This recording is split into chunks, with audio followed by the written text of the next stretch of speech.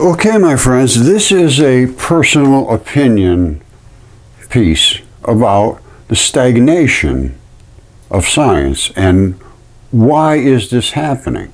This is AI about the stagnation of science, and it's across the board. They're talking about why aren't we developing better science, more revolutionary ideas, and this explains it quite well.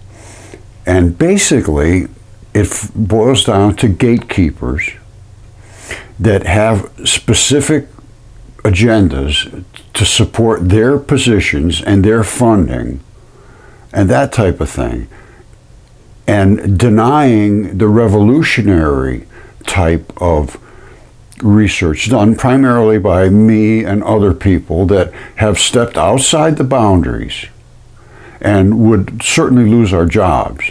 But because I'm not employed by anybody, I'm out of that mix. Now, I do have 100% certainty that these things are happening. Now, I have shown my evidence, or will show it, about my discoveries. And it is evidence, it's not speculation. It's in stone relating to the mud fossils, or it is in the light research, which I have shown or will show.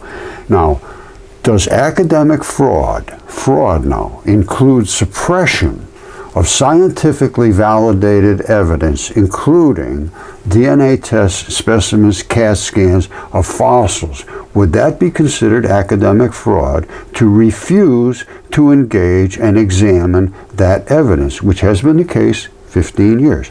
Yes. Suppressing scientifically validated evidence, such as what you mentioned, DNA, CAT scans, other critical data, could be considered academic fraud or misconduct.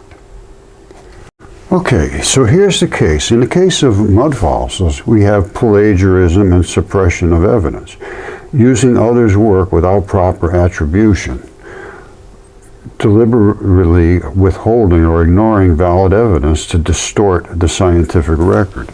Well, that's absolutely been done in the case of mud fossils.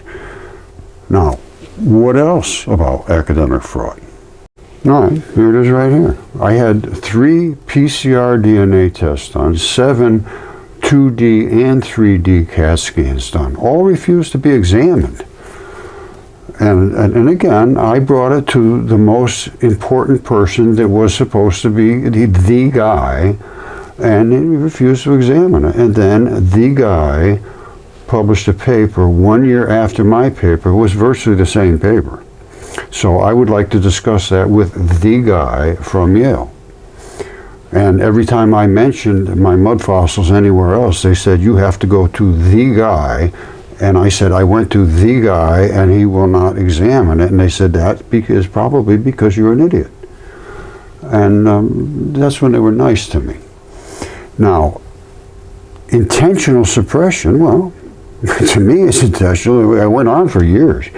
And I mean, we did everything that he asked for at Yale, and he still was, no, don't bring him down. I don't want to see him. Don't bother me. All you got is rocks. And then a year after that, several years of really pushing, the guy went and got money from NASA and presented a paper called Exceptional Preservation of Soft Body.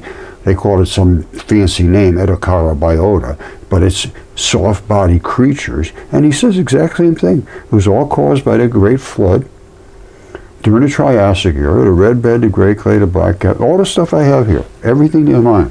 And it's been suppressed, and they wrote the paper for it and took funding from NASA. Now, I don't know. I would say that doesn't look good. That doesn't look good at all. All right, this is bias versus fraud. Bias can lead to de facto suppression. Well, it's much deeper than that. Implications for science. It's erosion of trust. I don't think anybody trusts science anymore. They've been looking at my stuff because I'm showing the evidence that they won't look. It's fueling skepticism and conspiracy theories. They say, oh, you're a conspiracy guy. No, I'm not. A lot of people come to my channel that they're crazy, yes. They're conspiracy crazy people. I have no denying that. But what has happened to them is the suppression of reality, so they don't have any idea what's reality anymore. And there's a ton of crazy people out there. I didn't invite them. If they want to come, that's fine. They can look at my stuff, that's fine. When they start going off on this insanity stuff, they go. That's all. Erosion of trust. You got to be able to trust your eyes and don't make up things and make crazy things. PhDs are perfectly happy deluded. They want to see what they see. And PhD-olia means you can't see. What's in front of your face? You can't see it. I see all kinds of things that aren't real. I see things that are pretty damn real. That's a foot of something. And it even has a built-in soul that came with it. And these are mud fossils of creatures that were here before. And Yale also agrees now that there was creatures here that all died in the Great Flood, the Triassic era, which is my zone right here.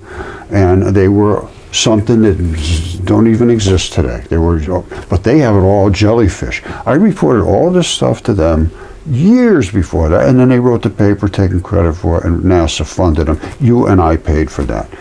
That was 2016. I wrote my paper 2015, basically the same paper. You can read it. Mine is called Fascia-Facilitated Fossilization. All right, Fascia-Facilitated Fossilization. It's on academia.edu. Look it up, read it. Yale's paper is called Exceptional Preservation of Soft-Bodied Ediacara biota, which just due to silica-rich oceans, which is the flood. You read that paper. Exceptional Preservation of Soft-Bodied Ediacara biota due to silica-rich oceans. Same paper, basically. Only NASA paid for Yale's, and Yale took credit for it. Specifically, one guy, the guy.